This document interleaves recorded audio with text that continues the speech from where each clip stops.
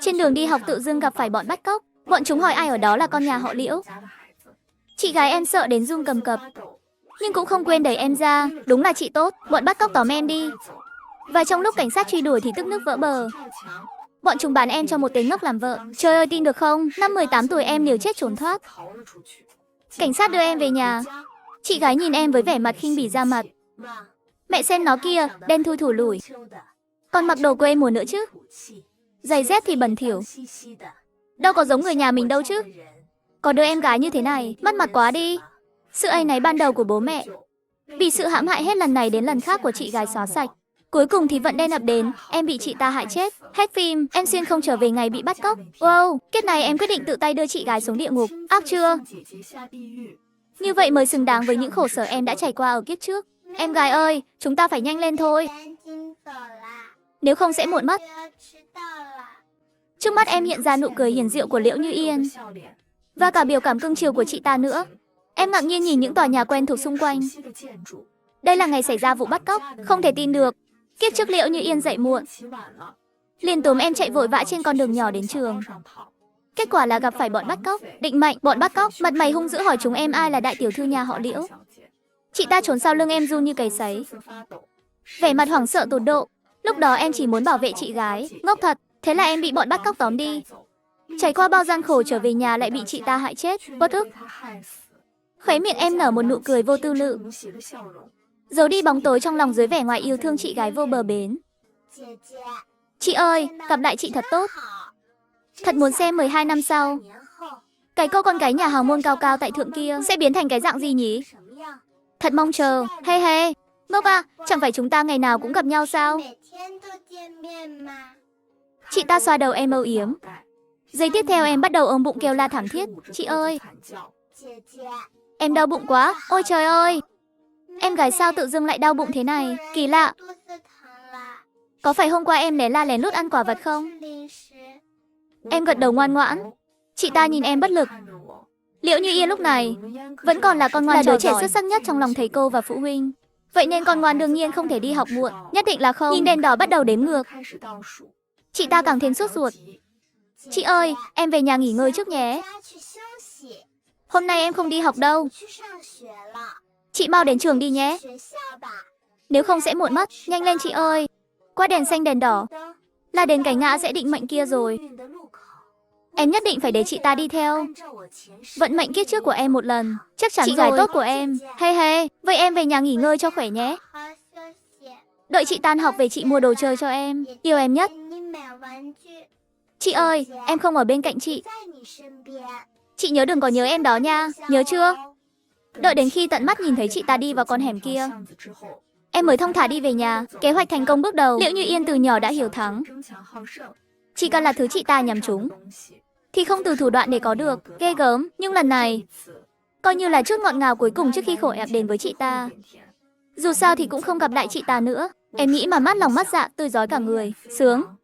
Chỉ cần các người không làm hại con gái tôi, lát nữa tôi sẽ đưa cho các người 5 triệu tiền mặt. Chơi lớn.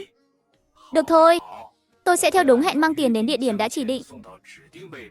Các người cũng phải giữ lời mà thả con gái tôi ra. Nhớ đấy. Đợi bố em cúp điện thoại. Mẹ em khóc đến nức nở. Thương mẹ. Em buồn bã cúi đầu.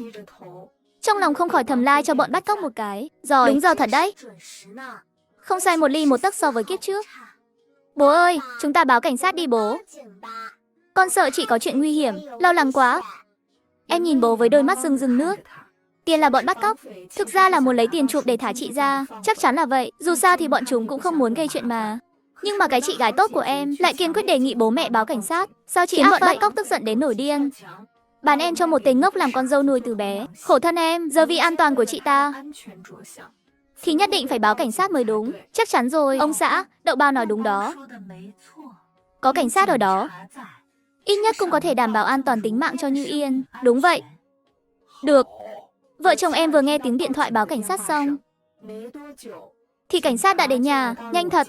Họ liên tục hỏi em về một số tình huống lúc đó, thế là em kể hết.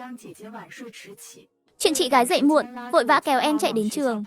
Nhưng giữa đường em bị đau bụng. Rồi một mình về nhà, kể rõ như ban ngày. Không giấu giếm nửa lời, em là em thật thà. Dù sao thì em cũng chỉ là một đứa trẻ. Trẻ con đương nhiên là không biết nói dối. Hi hi, em mếu máu nhìn các chú cảnh sát trước mặt. Chú cảnh sát ơi, chuyện là như vậy đó ạ. Các chú nhất định phải tìm chị gái cháu về nhé. Cháu nhớ chị ấy lắm. Hu hu. Mặt em đầy những giọt nước mắt cá sấu. Trong khoảnh khắc đó, em thậm chí còn cảm thấy mình có thể đoạt giải Oscar diễn xuất. Em đỉnh quá. Sáng sớm hôm sau, cảnh sát đến nhà nhìn bố mẹ em với vẻ mặt hết sức áy náy. Họ không tìm thấy Liễu Như Yên và bọn bắt cóc. Tiêu rồi. Cũng không biết chị ta bị bán đi đâu rồi. Mất tích. Nhưng em biết, bọn bắt cóc này chắc cũng có chút não.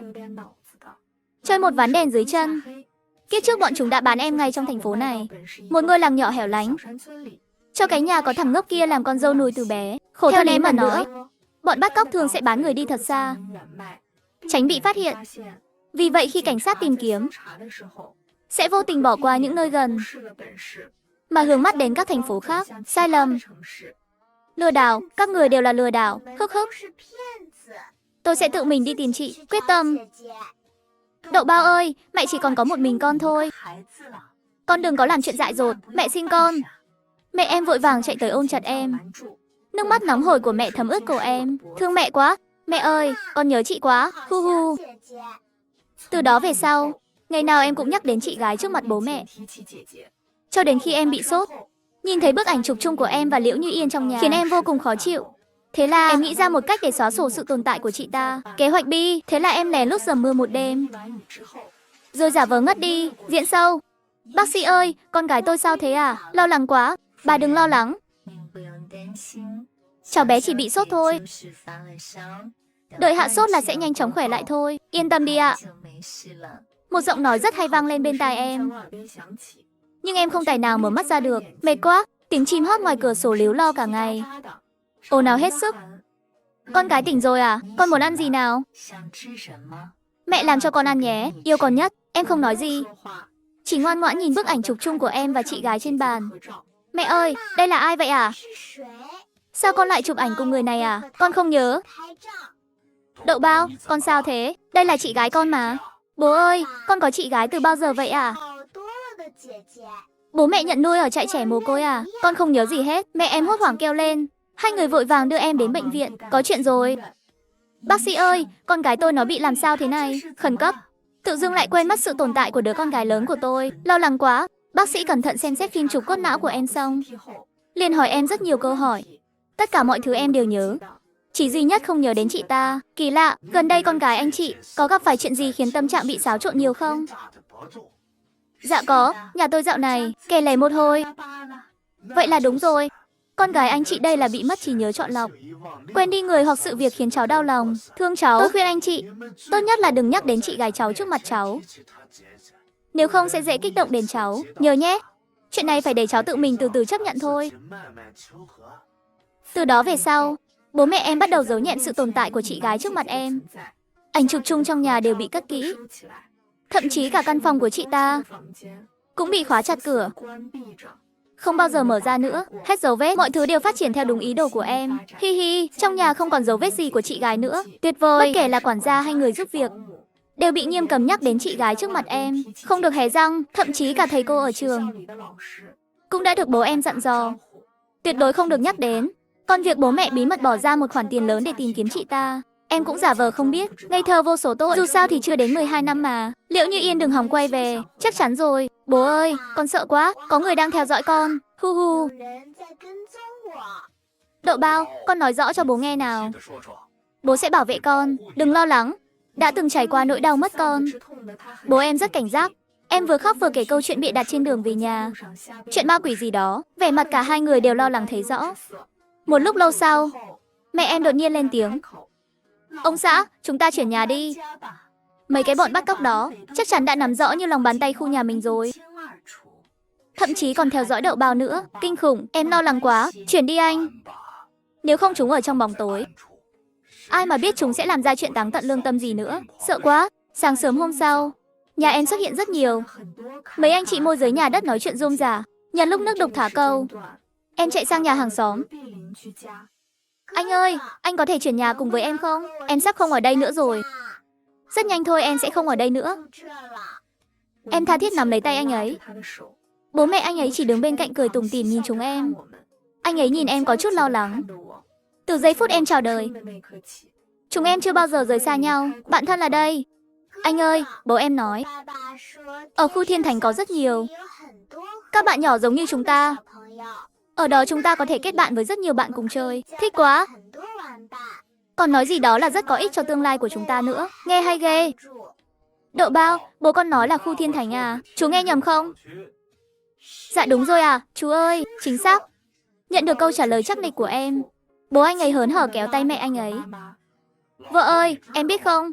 Có thể mua nhà ở đó đó. Tuyệt vời, ở đó toàn là người có quyền thế hoặc giàu có thôi. Sống ở đó, tương lai dù là theo con đường chính trị hay kinh doanh, đều có người chống lưng cả. Quá đã. Quan trọng nhất là ở đó có rất nhiều chú công an mạnh mẽ bảo vệ chúng ta. Yên tâm rồi. Sau này sẽ không còn ai dám theo dõi em nữa. Chắc chắn rồi. Quả nhiên là vậy. Nghe thấy có người theo dõi em, bố mẹ anh ấy lập tức lo lắng, hết hồn. Đậu bao ngoan, nói cho chúng nghe địa chỉ nhà con nào. Em ngoan ngoãn gật đầu. Giọng nói ngọt ngào kể cho họ nghe địa chỉ nhà em. Dù sao thì họ cũng chỉ có một đứa con trai là Hợp Thành Quang thôi. Thêm vào đó là chuyện Liễu Như Yên mất tích mấy ngày trước. Và cả sự ám chỉ của em nữa. Tin rằng họ sẽ biết phải quyết định như thế nào. Thông minh lên nào. Cuối cùng thì em đã thành công đưa anh ấy chuyển nhà cùng. Ia, chúng em vẫn là hàng xóm của nhau. Vui quá, bố mẹ chúng em để tiện cho chúng em chơi đùa. Thậm chí còn đục tường mở một cái cửa thông nhau nữa. Thân thiết quá. Tiểu Yên, con xem tin tức chưa? Cái biệt thự nhà mình ở trước kia bị cháy rồi. Hả? Chủ nhà bây giờ bị cháy. Không còn ra hình người nữa. Kinh khủng. May mà hồi đó Đậu bao nhà con kéo con trai bác chuyển nhà. Không thì bác thật sự không dám nghĩ tới. Sợ quá. Mẹ hàng xóm kéo tay mẹ em vừa nói vừa thở phào nhẹ nhõm. Bác Liễu ơi, bố hàng xóm cũng đang tâm sự với bố em về chuyện tín ngưỡng của mình. Đến tận giờ ăn tối, mẹ hàng xóm đặc biệt chuẩn bị cho em một món trang sức rất đắt tiền. Hà Thần Quang tự tay đeo lên cổ cho em. Chu đáo quá. Đậu bao nhà mình lớn lên xinh quá. Mà còn là một ngôi sao may mắn nữa. Thật tuyệt vời. Đây là quà của chú tặng con nè. Mong Đậu bao thích nhé. Cảm ơn chú ạ. Chú ơi, chuyện này có gì to tát đâu ạ. Nếu hồi đó Đậu bao nhà cháu không phải là con trai chú, thì người gặp nạn đã là nhà cháu rồi. Sợ quá. Chú rất cảm ơn con. Đậu bao ngoan. Em nhìn bố mẹ. Cả hai đều mỉm cười gật đầu. Thế là em cũng vui vẻ nhận lấy món quà này. Hà Thần Quang cũng nhìn em với nụ cười rạng rỡ. Rất tươi sáng và ấm áp. Không giống như kiếp trước sau khi mặt bị bỏng, chỉ có thể tự ti trốn trong góc tối tăm, không bao giờ dám dễ dàng gặp người khác. Giờ có thể thấy anh ấy vô tư lự như vậy. Em thật lòng vui mừng cho anh ấy. Chúc mừng anh. Thời gian trôi nhanh như ngựa phi nước đại. Em lớn lên nhanh như thổi. Rất nhanh em đã danh chính ngôn thuận nhận được giấy báo nhập học Thanh Hoa Bắc Đại với danh hiệu thủ khoa khối. Ngày đó tất cả mọi người đều chúc mừng em. Vui quá. Cuối cùng em cũng có thể học cùng trường với anh ấy rồi. Hạnh phúc. Anh ấy học kinh doanh. Đúng là trời sinh một cặp. Quá đẹp đôi. Ngay vào ngày chúng em tốt nghiệp, anh ấy đã tỏ tình với em trước mặt cả hai bên gia đình. Ngọt ngào. Lúc đó trong mắt anh ấy như có ngàn vì sao.